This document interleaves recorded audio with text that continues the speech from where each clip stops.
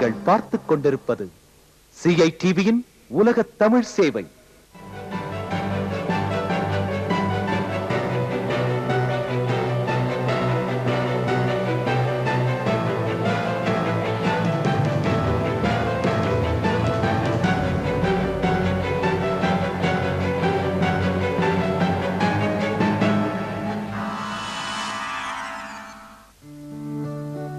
தமிழ் நெஞ்சங்களுக்கு எனது வணக்கத்தை தெரிவித்துக் கொள்கிறேன். இந்த வார ஆலோசனை நேரத்துக்கு உங்கள் அனைவரையும் வரவேற்கிறேன். இந்த வாரம் வந்த சிறப்பு விருந்தினர் திரு பரமசிவம் CN பரமசிவம் அவர்கள். இவங்க புகழ்பெற்ற சினிமா டைரக்டரும் நடிகருமான AP நாகராஜனை தெரியாதவங்க யாருமே இருக்க முடியாது. கிட்டத்தட்ட 3 தலைமுறைக்கு நன்றாக தெரிந்தவர். அவருடைய புதல்வர் தான். இங்க அவர் பலவிதமான ஆலோசனை சொல்ல வந்திருக்காரு. ஒன்று, சினிமாவை பற்றி நிறைய விஷயங்கள் கேட்டு தெரிஞ்சுக்கலாம். அவர் ஒரு எழுத்தாளர். அதனால இங்க இருக்கிற இளம் எழுத்தாளர்கள் அவர்கிட்ட நிறைய அறிவுரை கேட்டுக்கலாம். அது மட்டும் இல்ல, ஒரு சோஷியல் சர்வீஸ் பத்தி நிறைய விஷயங்கள் செஞ்சுட்டு இருக்கிறாரு. அதை பத்திலாம் சொல்லுவார் இந்த நிகழ்ச்சியில. அதனால சோஷியல் சர்வீஸ் செய்யறவங்க பத்தி, அதுல எப்படி மோட்டிவேட் பண்றது, எப்படி ஆர்கனைஸ் பண்றது, இந்த மாதிரி விஷயங்களை நீங்க கேட்டு தெரிஞ்சுக்கலாம். அதுவும் இல்லாத அவங்க அப்பாட்ட இருந்து அவர் கிடைச்ச அனுபவங்களை நம்ம எல்லாம் பகிர்ந்துக்கலாம். இது மாதிரி பல சுவாரஸ்யமான பல விதமான ஆலோசனை இன்னைக்கு நடத்த போறோம். அதனால உங்க கேள்விகளை தயாரா வச்சுக்கோங்க. நீங்க கேள்விகளை தயாராகிறதுக்கு முன்னாடி வழக்கம் போல இந்த வார சிந்தனைக்கான கதைக்கு போயிட்டு வருவோம். இந்த வார சிந்தனைக்கான கதை ராமகிருஷ்ண பரமஹம்சர் சொன்ன ஒரு சின்ன கதை தான். அதாவது வேதாந்த விளக்கத்தை பத்தி, ஒரு விஷயத்தை சரியா புரிஞ்சுக்கலன்னா என்ன ஆகும் அப்படின்னு சொல்லப்பட்ட கதை. அதாவது ஒரு சாது அவங்களுடைய சீடர்கள் கிட்ட முதல் நாள் சொல்றாராம், இது மாதிரி உலகத்துல இருக்கிற எல்லாமே கடவுள், எல்லாமே கடவுளின் வடிவங்கள் தான். இப்ப நானும் கடவுள், நீங்களும் கடவுள், இந்த டேபிள், இந்த சேரு, ஃபேனு எல்லாமே கடவுள் தான் அப்படின்னு. அப்போ சரின்னு எல்லா சீடர்களும் ஏத்துக்கிறாங்க. ஏத்துட்டு அடுத்த நாள் ஒரு சீடர் காட்டுக்கு விறகு வெட்ட போறாரு. அப்போ போகும்போது யாரோ சத்தம் போடுறாங்க, மதம் பிடிச்ச யானை ஒன்று வந்துட்டு இருக்கு, எல்லாம் ஓடிருங்கன்னு. எல்லாம் ஒளிஞ்சிக்கிறாங்க. ஒரு சில பேர் மரத்துல இருக்கிறாங்க, வீட்டு மேலே இருக்கிறாங்க, எல்லாம் தப்பிச்சுக்கிறாங்க. ஆனா இந்த சீடர் மட்டும் எங்கேயும் ஓடல, பேசாம நிக்கிறாரு. என்ன காரணம் அப்படின்னா, முதல் நாள் தானே நம்ம குரு சொன்னாரு, நானும் கடவுள், நீயும் கடவுள், எல்லாமே கடவுள். அப்படின்னா நானும் கடவுள், அந்த யானையும் கடவுள், நான் எதுக்காக பயப்படணும் அப்படின்னு அங்கேயே நிற்கிறாரு. கையை ரெண்டையும் மேலே தூக்கிட்டு பாட்டு பாட ஆரம்பிச்சிடறாரு. உடனே அந்த யானை பக்கத்தில் வரும்போது மேலே இருந்து அந்த மாவுத்தர் சொல்றாரு, ஓடிப்போட்டு இந்த யானைக்கு மதம் பிடிச்சிருச்சு, தப்பிச்சுக்கோன்னு சொல்லிட்டு. இவர் கேட்கல, நல்லா இன்னும் பலமாக பாட ஆரம்பிச்சிடறாரு. அதுவும் 2 கை நல்லா சேர்த்து வச்சுட்டு. யானைக்கு அருமையான சந்தர்ப்பம், கை சந்துக்குள்ள தும்பிக்கையை விட்டு சொலட்டி தூக்கி எறிஞ்சது, போய் விழுந்தாரு, எங்கேயோ விழுந்த உடனே அவர் தூக்கிட்டு போய் அங்கே குருகுலத்துக்கு கொண்டு போகிறாங்க.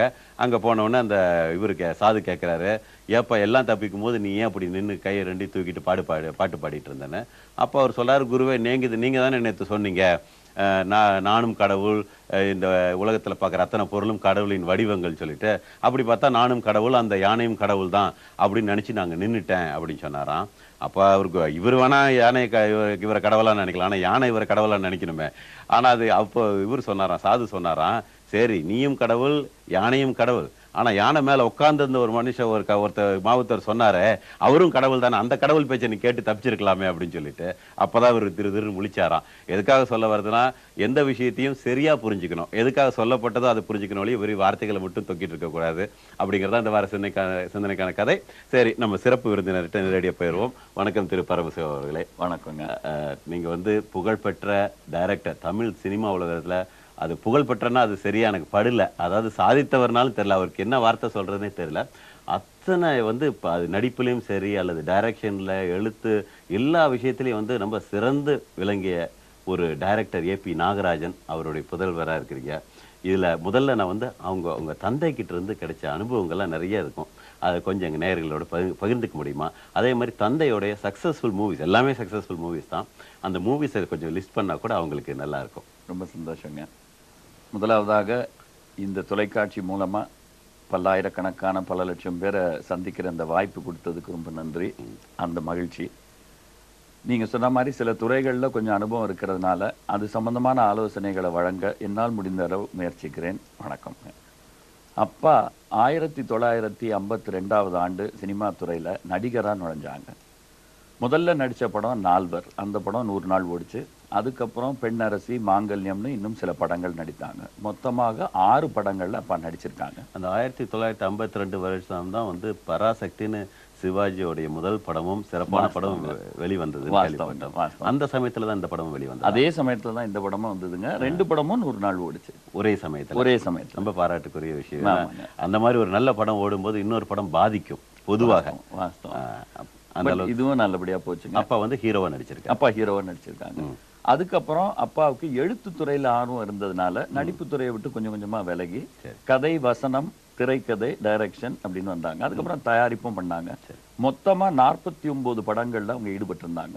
அதுல கிட்டத்தட்ட 35 படங்கள் சொந்த தயாரிப்பும் கூட.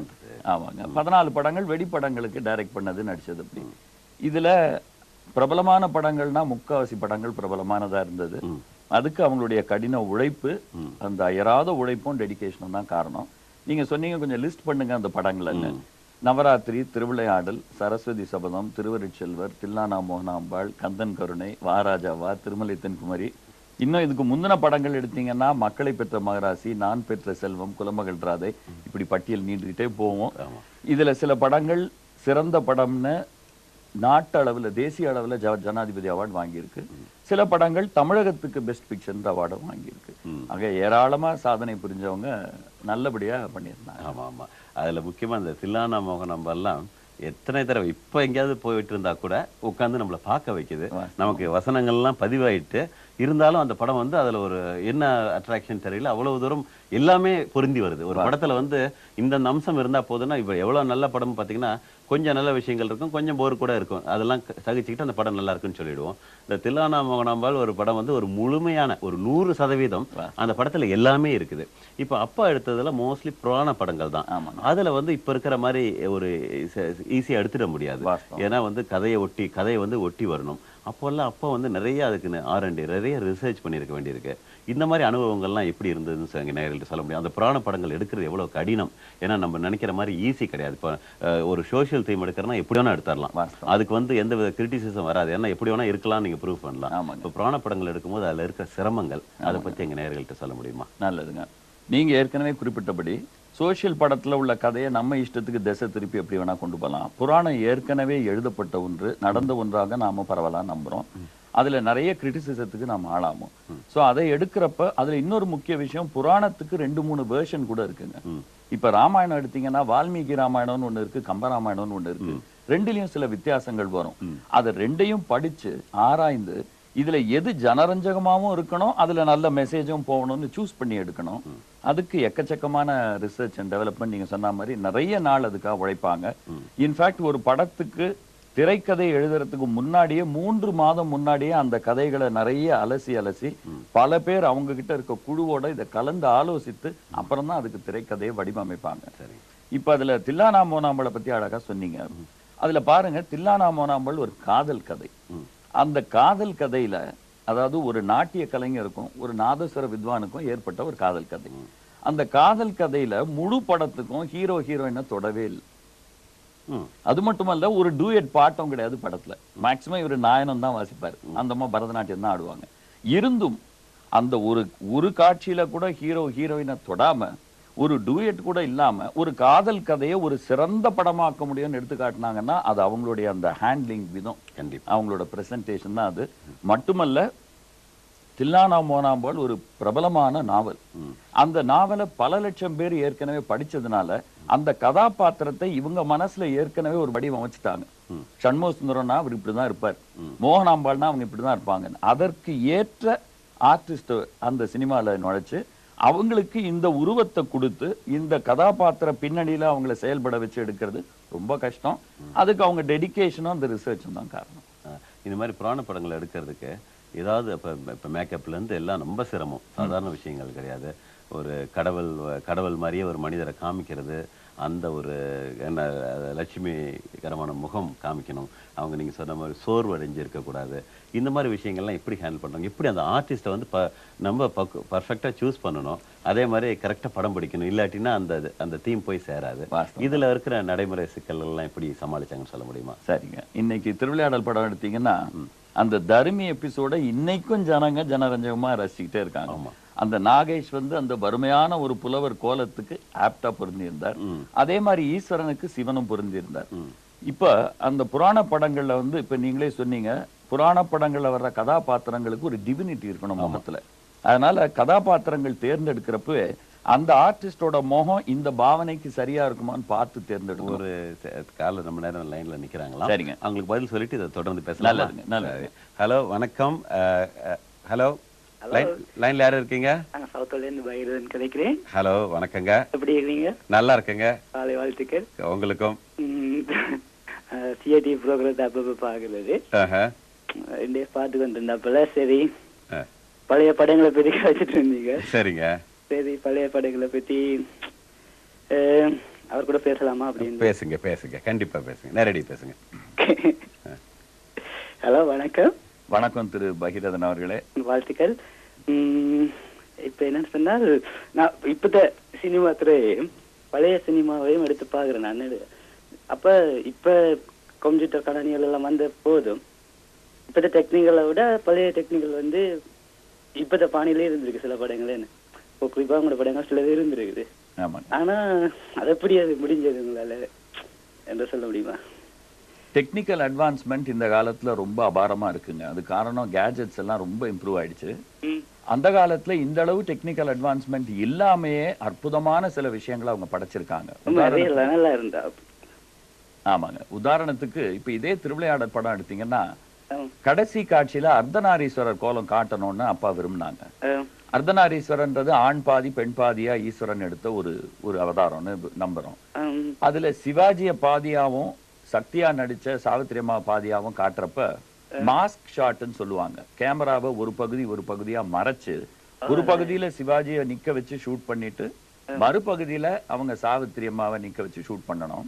இதுல ஒரு முக்கியமான விஷயத்த பாருங்க, அவங்க முகத்தை மேட்ச் பண்றப்ப இருவருடைய புருவத்தை மேட்ச் பண்ணா உதடுகள் மேட்ச் ஆகாம போலாம். ஏன்னா ஒரு ஆண் முகம் ஒரு பெண் முகத்தை விட உயரம் ஜாஸ்தி இருக்கும். ஸோ ஒருத்தர் ஃபர்ஸ்ட் சிவாஜியை வச்சு ஷூட் பண்ணிட்டு அதுக்கப்புறம் சாவித்திரி அம்மாவை நிக்க வச்சு அந்த படம் எடுக்கிறப்ப அவங்களை இன்னும் கொஞ்சம் முன்னாடி கொண்டாட வச்சு எடுக்கணும். ரொம்ப கடினமான காரியம். இன்னைக்கு கம்ப்யூட்டர் கிராபிக்ஸ்ல ஒரு நொடி பொழுதுல இதை நம்ம செஞ்சுட்டு போயிடலாம். அந்த டைம்ல நீங்க இளம் வயசா இருந்திருப்பீங்க அந்த சமயத்துல. ஆமாங்க, ரொம்ப இளம் வயசு. பட் ஆனா பார்த்தது அப்படியே பால்ய பருவத்துல நம்ம பாக்குற அனுபவங்கள் பதிஞ்சிருது இல்லையா, அந்த மாதிரி மனசுல ஆழமா பதிஞ்சிருச்சு இதெல்லாம். இப்ப ஏதாவது படம் எடுக்கிறீங்களா? இப்ப நான் அவர் திரு அசோக் கூட முதல்ல கேட்டு இருந்தா நீங்க சினிமா துறைக்கு வரலன்னு. வேடிக்கைக்காக அப்பாவோட பேரை கெடுக்க வேணான்றதுக்காக நான் சினிமா துறைக்கே வரலன்னு நீங்க அப்படி நினைக்கிறீங்க? இல்லங்க, அப்பாவுக்கு இருந்த அந்த நாலேஜ், மைத்தாலஜிலையும் நம்மளுடைய கல்ச்சர் ஹிஸ்டரியில உள்ள பேக்ரவுண்ட்ல இருந்த நாலேஜும் திரையுலகத்திலையும் நாடகத்துறையிலையும் அப்பாவுக்கு இருந்த அந்த முன் அனுபவமும் ரெண்டும் இல்லாத காரணத்தினால நான் நுழைஞ்சேன்னா அவங்களுடைய படைப்புகள்ல 10ல் 1% கூட என்னால கொடுக்க முடியாது. நீங்கள் அப்படி நினைக்காதீங்க. இப்ப வந்து இப்ப நான் என்ன உங்களுக்கு சொல்ல விரும்புறேன்னு சொன்னா, இப்ப வந்து ஒரு அரசியல் எடுத்துக்கொள்ளுங்க, வாழ்க்கை எடுத்துக்கொள்ளுங்க, அடிப்படையா அந்த சந்ததி வந்து அழியாம பார்த்துக்கொள்ளணும். விளங்குதா? வாஸ்தவம். அதே போல நீங்களும் உங்களோட சந்ததி இது ஒரு சினிமா துறையை வந்து சில சினிமா இப்ப இளம் டைரக்டர் படைப்பாளி எல்லாம் வரையினோம்.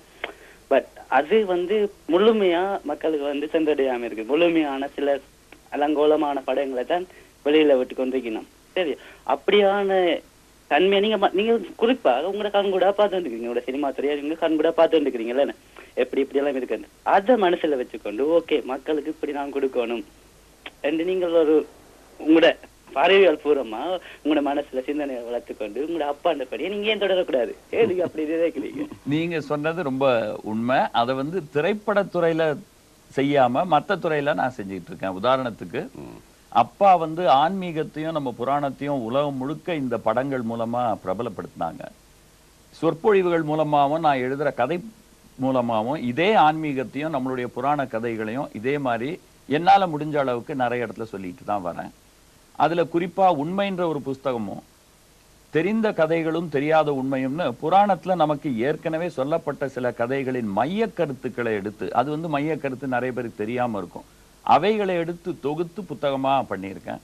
ஸோ அந்த வகையில அப்பாவோட பணியில நானும் ஈடுபட்டுட்டு தான் இருக்கேன்.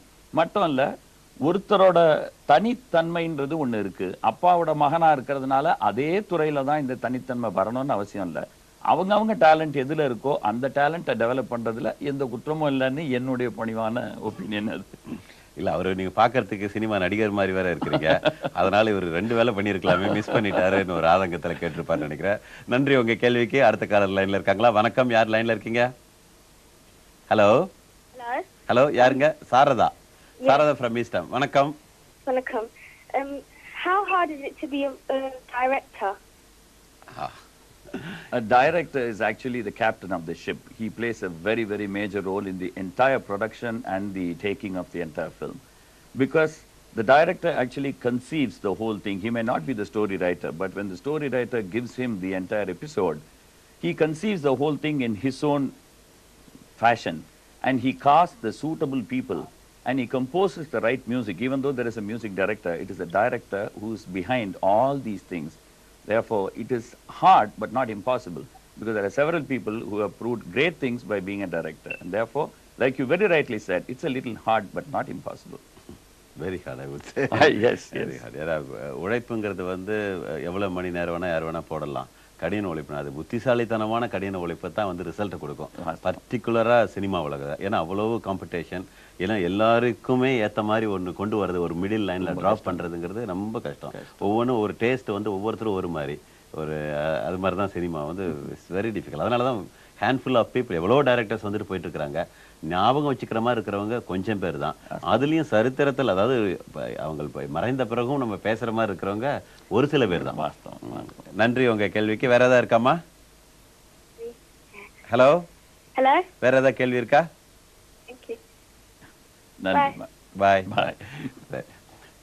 நம்ம பேசிட்டு இருந்த சப்ஜெக்ட் நம்ம தொடருவோம். அடுத்த கலர் வர முடியும். நம்ம அந்த அந்த படம் எடுக்கும்போது இந்த மாதிரி அந்த டிவைன்ஸ் அந்த மூஞ்செல்லாம் காமிக்கணும் அப்படிங்கும் போது அவங்க எடுத்த அந்த அந்த கஷ்டங்கள் எப்படி இருந்தது, அதுக்கு எப்படி பண்ணாங்க அப்படிங்கிற டெக்னிக்ஸ்லாம் சொல்லுவாங்க. ஆமாங்க. முதல்ல வந்து அந்த ஆட்களை சூஸ் பண்றப்பவே அந்த டிவினிட்டி பார்த்து கொஞ்சம் முகத்துல ஒரு கலையான முகம்னு சூஸ் பண்ணணும். அடுத்து காலையில 7 மணில இருந்து சாயங்காலம் 5 மணி 6 மணி வரைக்கும் ஷூட்டிங் நடக்கும். இயற்கையான சுபாவம் காலையில நமக்கு இருக்க ஃப்ரெஷ்னஸ் மத்தியானத்துக்கு மேல இருக்காது. அதனால அன்னைக்கு எடுக்க போற அந்த ஷாட்ஸை ஏற்கனவே நிர்ணயிச்சு க்ளோஸ் அப் ஷாட்ஸை முதல்ல காலையில 7 மணிக்கு எடுத்துருவாங்க. அப்போ முகம் ஃப்ரெஷ்ஷா இருக்கும். ஏன்னா முருகனா வர்றவரோ ஈஸ்வரனா வர்றவரோ முகத்துல ஒரு பொலிவோட தெளிவோட இருந்தாதான் அது அம்சமா இருக்கும். டயர்டா இருந்தா கடவுள் டயர்ட் ஆயிட்டாருன்ற ஒரு ஃபீலிங் வந்துடும். அதனால காலையில அந்த ஷாட்ஸை எடுத்துட்டு லஞ்சுக்கு மேல எடுக்கிறது மிட் லாங் ஷாட்டோ லாங் ஷாட்டோ அதுக்கப்புறம் எடுத்துக்குவாங்க. அதே மாதிரி அவங்களுடைய முக பாவனையில கூட ரொம்ப அக்கறை செலுத்துவாங்க. உதாரணத்துக்கு கந்தன் கருணைன்ற படத்துல சிவகுமார் அதுலதான் முதலா முருகன் வேடம் ஏற்று நடிச்சாரு. அந்த முருகன் வேடம் ஏற்கிறப்ப அவருக்கு கேமரா டெஸ்ட் பண்ணியிருக்காங்க.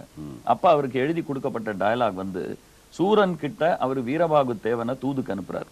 அப்போ ஒரு டயலாக் வருது, சூரனிடம் வில்லுண்டு வாளுண்டு என்று இருமாப்பு கொள்ள வேண்டாம், எம்மிடம் சக்தி தந்த வேலுண்டு அப்படின்னு டயலாக்.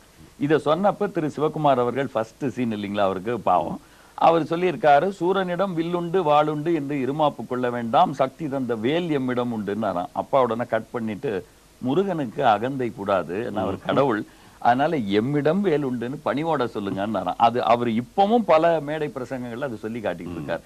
அந்த அளவுக்கு எல்லா முக்கியமான துல்லியமான விஷயங்களை கூட ரொம்ப கான்சென்ட்ரேட் பண்ணி ரொம்ப நுணுக்கம் அதிகமா தெரிஞ்சுக்க வேண்டியதா இருக்கு. இப்ப வந்து அப்பாவுடைய காலத்துல அவருக்கு ஏற்பட்ட சுவாரஸ்யமான சினிமா அனுபவங்களை 1 2 நீங்க நிறைய பார்த்திருப்பீங்க, உங்க மனசுல பதிஞ்சிருக்கும். அதை வந்து நேயர்கள்ட்ட பகிர்ந்துக்க முடியுமா? கண்டிப்பாங்க. அதுல நான் முக்கியமா குறிப்பிட்டு சொல்ல விரும்புறது தில்லானா மோனாம்பாள் படத்தப்ப ஏற்பட்ட ஒரு சம்பவம். தில்லானா மோனாம்பாள்ன்ற கதை கொத்தமங்கலம் சுப்பு எழுதினது. அது நாவலா ரொம்ப பிரபலமானது. அந்த கதையை படமாக்கும் உரிமையை திரு S.S. வாசன் அவர்கள், அதாவது ஔவையார், சந்திரலேகா போன்ற பிரபல படங்கள் எடுத்தவர், அவர் வந்து அந்த உரிமையை பெற்று வச்சிருந்தார். அப்பாவுக்கு நெருங்கிய நண்பர். பல தடவை அவரை சந்திச்சப்ப அப்பா கேட்டிருக்காங்க, இந்த தில்லானா மோனாம்பாள் படத்தை நான் வந்து கதையை படமா எடுக்கணும்னு விரும்புறேன். அவர் வந்து தான் எடுக்க விரும்பினதுனால சில வருடங்கள் தாமதிச்சிருக்கு. அதுக்கப்புறம் திரும்ப திரும்ப அப்பா இதை கேட்டதுனால அவர் ஒரு நாள் சம்மதிச்சிருக்காரு. சரி வாங்க, நான் அதை உங்களுக்கே கொடுத்துட்றேன். பல வருடங்களா அவர் அப்பா தொடர்ந்து கேட்டுக்கிட்டு இருக்கறதுனால ரொம்ப பெரிய தொகையை அவர் எதிர்பார்ப்பார்னு நினைச்சு செக் புக் எடுத்துட்டு போயிருக்காங்க. அப்பா மனசுல இருந்த தொகை 50,000 ரூபாய். இதுல ஒரு விஷயம் நான் குறிப்பிடணும், இந்த சம்பவம் நடைபெறது 1966ல. அப்ப 50,000 ரூபாய்ன்றது இன்னைக்கு ஒரு 20-25 லட்சம் ரூபாய்க்கு பெருமானமான பணம். ஸோ 50,000 ரூபாய் மனசுல நினைச்சிட்டு அப்பா போனப்ப செக் புக் அவர்கிட்ட கொடுத்துட்டாங்க. அவர் அதை எடுத்து கடகடன்னு 25,000 ரூபாய் எழுதியிருக்காரு. 25,000ன்றது 50,000த்துல பாதினா அப்ப அது பெரும் பணம். அப்பா ஒரு அதிர்ச்சியில அந்த 25,000க்கு செக் அவர்கிட்ட கொடுத்துட்டு வந்துட்டாங்க. வந்து அவங்களுக்கு மனசு தாங்கல. நம்ம மனசுல ஒரு 50,000 எதிர்பார்த்தோம், அவர் 25,000 தான் கேட்டார். அதனால இந்த கதையை எழுதின கர்த்தா கொத்தமங்கலம் சுப்புக்கு போய் ஒரு 25,000 கொடுத்துடலான்னு முடிவு பண்ணி வீட்டுக்கு ஃபோன் பண்ணியிருக்காங்க. அவர் கண் ஆப்ரேட் ஆகி ஹாஸ்பிட்டல்ல படுத்திருக்காருன்னு சொன்னாங்க. மறுநாள் அவரை அந்த ஹாஸ்பிட்டல்ல சந்திச்சு இந்த விவரத்தை எடுத்து சொன்னப்ப அவர் ரொம்ப சந்தோஷப்பட்டிருக்காரு. கேள்விப்பட்டேன், என்னுடைய கதை ஒரு நல்லவர்கிட்ட இருந்தது, மற்றும் ஒரு நல்லவர்கிட்ட தான் போயிருக்கு, அதனால இது நல்லபடியா உருவாகுன்ற நம்பிக்கை எனக்கு இருக்குன்னா சரின்னு இந்த 25,000 செக் அவர்கிட்ட நீட்டி, என் மனசு என்னமோ தாங்கல, அவர் 25,000 தான் கேட்டாரு, என் மனசுல 50,000 நினைச்சிருந்தா உங்ககிட்ட தந்துட்டு போலான்னு வந்தேன்னு கொடுத்தாங்களாம். அவர் கண்ணீர் மல்க தலகாணி கடியில இருந்து அப்பா SS வாசனுக்கு கொடுத்த 25,000 செக் எடுத்து காட்டியிருக்காரு. நீங்க வர்றதுக்கு 1/2 மணி நேரம் முன்னாடிதான் அவரும் வந்து இதே மாதிரி 25,000 கொடுத்துட்டு போயிட்டாரு. இதை எதுக்கு சொல்ல விரும்புறேன், அந்த காலத்துல படங்கள் ரொம்ப சுவாரஸ்யமாகும், எல்லாரும் ரசிக்கும்படியாகவும் இருந்த காரணம் அப்பாவோட படங்கள்னு இல்ல, அப்ப ஈடுபட்ட எல்லாருமே இந்த மாதிரி ஒரு நாணயத்தோடையும் ஒரு நல்ல எண்ணத்தோடையும் அது செஞ்சாங்க. இப்ப அது இல்லைன்னு சொல்லல, குறைஞ்சிக்கிட்டு வர்றதுனால அதன் பிரதிபலிப்பா சில படங்கள் அந்த அளவா அமையாம இருக்கு. ரொம்ப அருமையான சம்பவம் சொன்னீங்க. அதாவது எவ்வளவு தூரம் அந்த அர்த்தம், அந்த சினிமா துறைனா வேற ஒரு கண்ணோட்டம் இருக்கு மக்கள். இது மாதிரி ஒருத்தர் அழிச்சுக்கிற ஒரு துறை, அதுல வந்து நேர்மை இருக்காது இப்படின்னு சொல்லிட்டு நேர்மைக்கு இலக்கணமா இருந்திருக்காங்க இவங்கெல்லாம். அதாவது அப்பா இன்னொருத்தருக்கு கொடுத்த செக்கை கூட அவரும் கொடுத்திருக்காரு, இவரும் சொல்லியிருக்காரு. இப்ப இருக்கிறவங்க வந்து அந்த செக்கை வாங்கிட்டு டிக்ளேர் கூட பண்ண மாட்டாங்க, தலகாணி டைட்டா மூடிடுவாங்க. அந்த மாதிரி ரொம்ப சிறப்பா இருந்தது. இன்னொன்னு நான் சொல்ல மறந்துட்டேன், அதாவது உங்களுடைய தொழில் வந்து ரியல் எஸ்டேட் அப்படின்னு சொன்னீங்க, பிளஸ் ஹோட்டல் வச்சிருக்கீங்கன்னு. அது என்ன நம்ம நேயர்களுக்கு அதுல கூட கொஞ்சம் ஆலோசனை தேவைப்படுது. ஏன்னா இதுக்கு முதல்ல நாங்க ரியல் எஸ்டேட் அங்க பண்றவங்க இங்க ப்ரோக்ராமுக்கு வந்திருக்காங்க, அவங்க கிட்ட நிறைய விஷயங்கள் அவங்களுக்கு கேட்டிருக்காங்க, நிறைய டவுட்ஸ் இருக்கு அவங்களுக்கு. அது மாதிரி இருந்தாலும் சொல்லலாம், உங்களுடைய தொழில் பற்றி கொஞ்சம் சொல்லிடுங்க. ரியல் எஸ்டேட்ன்றது பொதுவா இந்தியா முழுக்கவே உங்களுக்கு ரொம்ப பிரபலமான ஒரு தொழில், ரொம்ப பாதுகாப்பான ஒரு தொழிலும் கூட. காரணம் ரியல் எஸ்டேட்ல வந்து அதனாலதான் அதுக்கு ரியல் எஸ்டேட்னு கூட பேர் வச்சாங்களோ தெரியல, ஏன்னா உண்மையான எஸ்டேட் அது. அது வந்து அங்க இந்திய சரித்திரத்துல எடுத்தீங்கன்னா 1995ல ஒரே ஒரு தடவை தான் சுமார் 2 வருடங்களுக்கு இந்த ரியல் எஸ்டேட்டோட விலை கொஞ்சம் தாழ்ந்து போச்சு. அதற்கு முன்னும் பின்னும் அந்த தாழ்வு இல்லவே இல்லை, ஏற்றம் தான் இருக்கு. அந்த ஏற்றத்திற்கு காரணம் வெளிநாட்டிலிருந்து வர்ற ஜனங்க தான்ற எண்ணம் இல்லை. ஏன்னா இந்தியாவுக்குள்ளேயே 100 கோடி பேர் இருக்காங்க. பிரபலமான சிட்டிஸ் அப்படின்னு எடுத்தீங்கன்னா ஒரு 5-6 சிட்டிஸ் தான் இருக்கும். அதுல குறிப்பா சவுத் இந்தியால சென்னை இன்னும் சிறந்து விளங்குறதுனால உங்களுக்கு தமிழ்நாட்டில இருந்தும் சவுத் இந்தியால இருந்தும் ஏன் வட இந்தியால இருந்து கூட நிறைய பேர் வந்து இந்த சென்னைக்குள்ளேயே அவங்க செட்டில் ஆயிட்டு இருக்காங்க. நகரம்ன்றது ஒரு குறிப்பிட்ட அளவு எல்லை உள்ள ஒரு இடம், அந்த இடத்துல மேலும் மேலும் ஆட்கள் குவியறப்ப அந்த விலை ஏறுறது இயற்கை தான். அந்த வகையில ரியல் எஸ்டேட் அங்க நல்லா வந்துகிட்டு இருக்கு. அபார்ட்மெண்ட்ஸும் வீடுகளும் வாங்குறவங்க சில விஷயங்களை அனுசரிச்சு கொஞ்சம் பார்த்து கவனமா வாங்குறதுல தப்பு இல்லை. அது இங்கன்னு இல்லை, உலகம் முழுக்க எங்க இருந்தாலும் ஒரு சில தவறுகள் நடக்க வாய்ப்பு இருக்கு. அந்த தவறு நம்மளை பாதிக்காம இருக்க நாம தான் கொஞ்சம் கண்காணித்து அதை பார்த்துக்கணும். அதை தவிர மற்றபடி ரியல் எஸ்டேட்ல இன்வெஸ்ட் பண்றதுன்றது ஒரு நல்ல இன்வெஸ்ட்மெண்ட், அது தப்பு வராதுங்க. லாங் டேர்ம்ல கண்டிப்பா சொல்ல போகிறேன். கண்டிப்பா சொல்ல போகிறேன். ஏபிஎன் குரூப் ஆஃப் கம்பெனிஸ்க்கு நீங்க தான் சேர்மனா இருக்கிறீங்க. இப்போ உங்க ரியல் எஸ்டேட்ல வந்து வெளிநாட்டவர்களும் வந்து வீடுகளோ அல்லது ஃபிளாட்ஸ் இது மாதிரி வாங்குறாங்களா? நிறைய வாங்கியிருக்காங்க, லண்டன்ல இருந்தே வாங்கியிருக்காங்க, சிங்கப்பூர்ல இருந்து வாங்கியிருக்காங்க, மலேசியால இருந்து வாங்கியிருக்காங்க. அவங்களுக்கு என்ன மாதிரி ஸ்கீம் வச்சிருக்கீங்க? அவங்களுக்கு வந்து முக்கியமா அவங்க எல்லாருமே வாங்குறவங்க தானா வந்து தங்குறதுன்றது வருடத்திற்கு ஒரு 2 வாரமோ 1 மாதம் தான். சரி. அதனால சில பேர் வந்து விரும்பி கேட்டுக்குவாங்க, இதை வாடகைக்கே கொடுத்து அந்த வாடகையை பேங்க்ல நீங்க போட முடியுமா அப்படின்னு. அதுக்கு ஒரு தனி டிவிஷன் ஏற்படுத்தி அதன் மூலமா அந்த வாடகையை கலெக்ட் பண்ணி அவங்க பேங்க்லயே செக்கா தான். சோ இதுல எந்த மற்ற தவறுகளும் அவங்களுக்கு ஏற்படாம நடக்க நீங்க மேனேஜ் பண்ணிக்கிறீங்க அந்த ப்ராப்பர்ட்டி. அது வந்து இந்த மாதிரி நம்மளுடைய நண்பர்கள் சில பேர் வாங்கி அவங்க இதை ஒரு அன்பா கேட்டுக்கிட்டதுனால அதை செய்ய ஆரம்பிச்சோம். இல்லைன்னா நாம அதுல ஈடுபட விரும்பல. நாம பிளாட் கட்டுறோம், வீடு கட்டுறோம், அதை விற்கிறதோட இருக்கும். அந்த மாதிரி பண்றாங்க. ரிசர்வ் பேங்க் கிளியரன்ஸ்ல முதல்ல எக்கச்சக்கமான நெருபாடுகள் இருந்தது. இப்போ அவ்வளவு இல்ல, ரொம்ப சிம்பிளிஃபை பண்ணி வச்சிருக்காங்க. அதனால அவங்க அந்த மாதிரி வாங்குறதுல எந்த தப்பும் இல்லை. வெளிநாட்டுல இருந்து நிறைய பேர் வாங்குறாங்க. இப்போ ஹவு சேஃப் அந்த இன்வெஸ்ட்மெண்ட் இங்கேருந்து ஒரு இப்போ நீங்கள் ரியல் எஸ்டேட்டில் பார்த்து நடந்துக்கணும்னு சொல்கிறீங்க. ஒரு சில பேர் கன்ஸ்ட்ரக்ஷன் கட்டும்போதே வந்து பணம் முன்னாடி கேட்குறாங்க. அது சப்போஸ் முடியாத பாதியிலேயே நின்றுடுச்சுன்னா நம்ம கட்டின தொகைக்கு மேல அந்த உத்தரவாதம் என்ன இருக்கு அப்படின்னு. அந்த மாதிரி முழு பணத்தை கேட்கறவங்ககிட்ட கொடுக்க கூடாதுங்க. இப்ப எங்களுதுல எல்லாம் அந்த மாதிரி இல்ல. அவங்க எங்க கிட்ட ஒரு பிளாட்டை வாங்குறாங்கன்னா அந்த மொத்த தொகை, அதாவது பிளாட்ன்றதுல லேண்டும் பில்டிங்கும் சேர்த்துதான் மொத்த வேல்யூவா வரும். அந்த மொத்த தொகையில கிட்டத்தட்ட ஒரு 20% இல்ல 10% தான் முன்பணமா பெறுவோம். அப்புறம் 1/3 அது வந்த உடனே அந்த நிலத்தின் பகுதி அவங்க பேர்ல ரெஜிஸ்டர் பண்ணி கொடுத்துறணும். அந்த பில்டர் அப்படி கொடுக்கலன்னா இவங்க இன்சிஸ்ட் பண்ணி வாங்கணும். அதுக்கப்புறம் கன்ஸ்ட்ரக்ஷன் வளர்ச்சிக்கு ஏற்ப இவங்க பேமெண்ட் பண்ணா போதும். முழு தொகையை பில்டர் மட்டும் வாங்கி வச்சுட்டு என்ன செய்ய போறாங்க? அதனால அந்த அளவை பார்த்து நிர்ணயிச்சு அதுக்கு தகுந்த மாதிரி பண்ணிட்டா சேஃப். அப்ப இங்க இருக்கிறவங்களுக்கு இப்போ நிறைய அங்க இருக்கிறவங்க லோக்கல் அளவுக்கு நாலேஜ் இருக்காது. ஏன்னா அங்க நடக்கிற விஷயங்கள் அவங்களுக்கு தான் தெரியும். அப்போ ஒரு ஹாலிடேக்கு ஒரு 4 வாரத்துக்கு 5 வாரத்துக்கு வராங்க. இது மாதிரி ஒரு இடம் வாங்கணும், ஒரு பிளாட் வாங்கணும்னா உங்களுடைய அறிவுரை என்ன? அந்த மாதிரி அவங்க வருடத்திற்கு 4-5 வாரம் தான் வரப்போறாங்கன்னா அந்த 4-5 வாரத்திலேயே தான் அவங்க அந்த இடத்தையும் பார்த்து சூஸ் பண்ண போறாங்க. ஏன்னா நண்பர்கள் இல்லாதவங்களை பார்த்துட்டு பார்க்கலாமா? ஹலோ வணக்கம், லைன்ல யாரு இருக்கீங்க? ஹலோ வணக்கம், தாஸ் குரேடன்ல இருந்து. ஹலோ தாஸ், எப்படி இருக்கீங்க? பரவாயில்ல, நல்லா இருக்கோம். நல்லா இருக்கீங்களா? கொஞ்சம் டிவி வால்யூம் குறைக்கிறீங்களா ப்ளீஸ்? சொல்லுங்க. நீங்க கேளுங்க சுதாஸ், நேரடியா. ஓகே, அவரோட பேசுறேன். என்னன்னா இப்ப நாங்க லண்டன்ல இருக்கிறோம். லண்டன்ல இருந்து மெட்ராஸ் வரோம். மெட்ராஸ்ல ஒரு ஹவுஸ் வந்து வேண்டணும். வேணும்னா என்ன மாதிரி அங்க ப்ரொசீஜர்? சம்டைம் சொல்றாங்க நாங்க அங்க சிட்டிசன் இல்லாட்டி வேண்ட முடியாது, அப்படி இந்தியன் இது இல்லாட்டி எங்களுக்கு வேண்ட முடியாது. அது என்ன மாதிரி நீங்க சொல்றீங்க? இப்போ தாஸ், நீங்க வந்து ஸ்ரீலங்கன் பாஸ்போர்ட் ஹோல்டரா? ஸ்ரீலங்கன் பாஸ்போர்ட், இங்க பிஆரோட இருக்கிறேன். நெக்ஸ்ட் இயர் நான் சிட்டிசன். பட் ஸ்டில் சிட்டிசன் இருந்தாலும் இந்தியாவில நாங்க ப்ராப்பர்ட்டி வந்தது அவளை இது இல்லைன்னு சொல்றாங்க. எதுன்னு சொன்னா செக்யூரிட்டி இல்லைன்ற மாதிரி பேசுறாங்க. அது 2 விஷயங்க. கவர்மெண்ட் ப்ரொசீஜர்ன்றது ஒண்ணு, உங்களுடைய செக்யூரிட்டி உத்தரவாதம்ன்றது மற்றொன்று. கவர்மெண்டோட ப்ரொசீஜர் இப்ப நான் சமீபத்துல சொன்ன மாதிரி ரொம்ப சிம்பிளிஃபை பண்ணிட்டாங்க. ரிசர்வ் பேங்க்ல முதல்ல வெளிநாட்டவர்கள் வந்து இங்க சொத்தை வாங்க கூடாதுன்னு சொல்லியிருந்தாங்க. காரணம் அந்நிய செலவாணி, அதாவது ஃபாரின் எக்ஸ்சேஞ்ச் வந்து இப்ப ஸ்டெர்லிங் பவுண்ட்ஸ் எடுத்தீங்கன்னா இந்திய ரூபாய்க்கு 75 ரூபாய் கிட்டத்தட்ட இருக்கு. சோ இங்க இருந்து வந்து வாங்கக்கூடியவங்க, அதுவும் அவங்க சொந்தமா வந்து தங்காத காரணத்தினால வந்து வாங்கிட்டு அந்த விலையேற்றத்துல வித்துட்டு போறதுக்கு ஒரு அமைப்பு ஏற்படும். அப்ப அங்க தேவையில்லாம இன்னும் கொஞ்சம் ப்ராப்பர்ட்டி பிரைஸ் கூடும். அப்ப லோக்கல் பீப்புள் வாங்குறதுக்கு கஷ்டப்படுவாங்க. அதனால முன்ன வந்து ரிசர்வ் பேங்க்ல நிறைய ரெஸ்ட்ரிக்ஷன்ஸ் இருந்தது.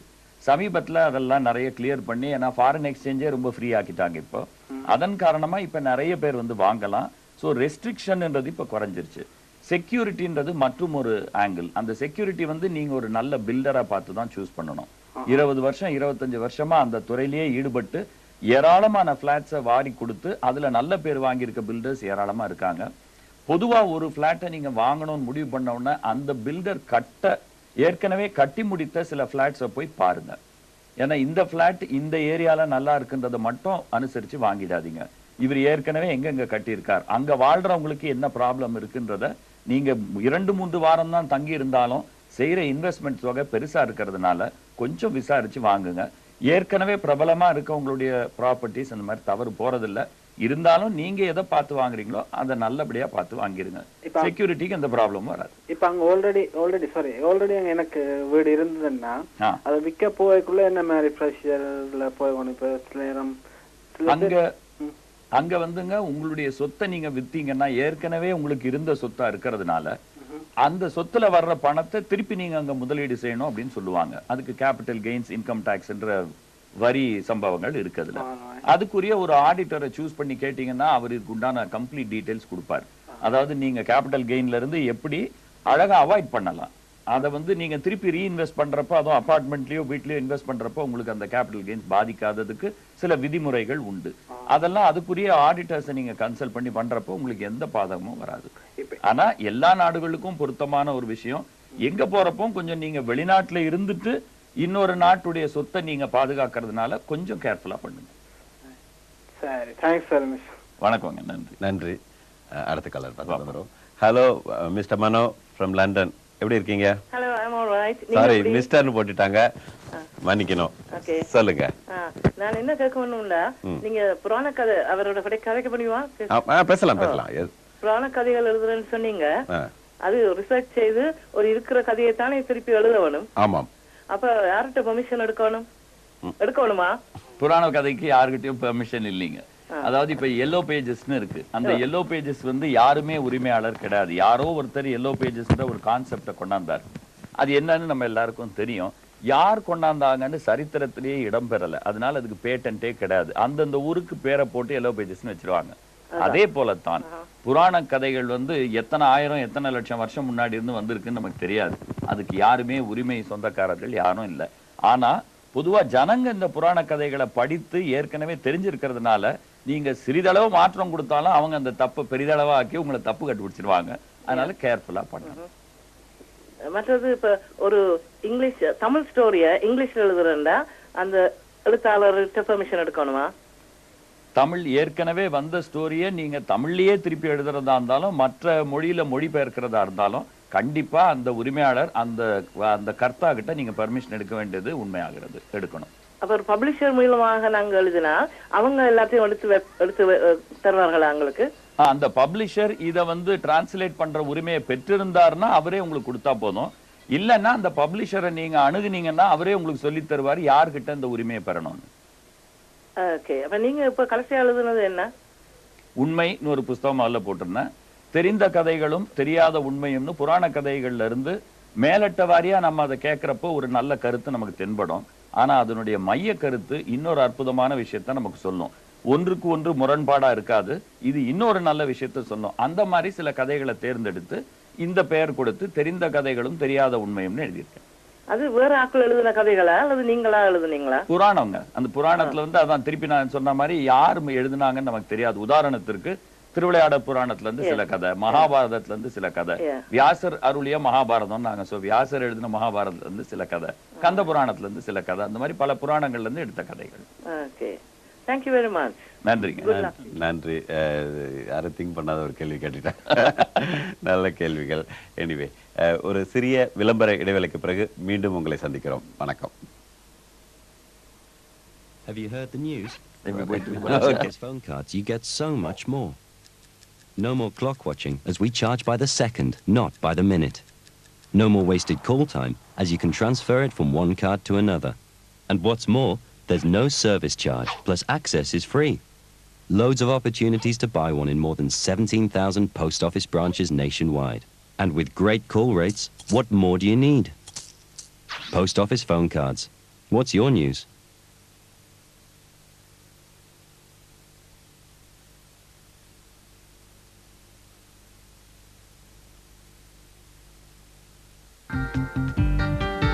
StarTech Promotions, Dialog Global மற்றும் Tele2 பெருமையுடன் வழங்கும் festival of Lanka.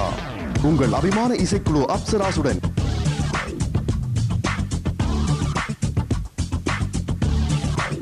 AE Manoharan, இலங்கையின் பிரபல பொப் இசைக்குழுக்கள் ஜிப்சிஸுடன் ஜிஞ்சர், பாத்திய சந்தூஸ் ஆகியோர் வழங்கும் இன்னிசை மாலை.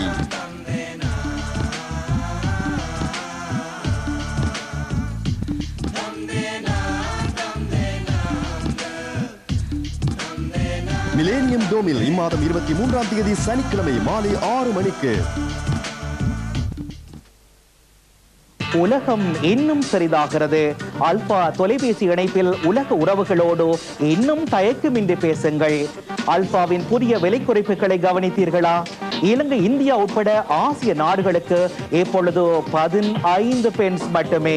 உடன் இலவச வீட்டு இணைப்புக்கு முந்திக் கொள்ளுங்கள். 0800 531 6533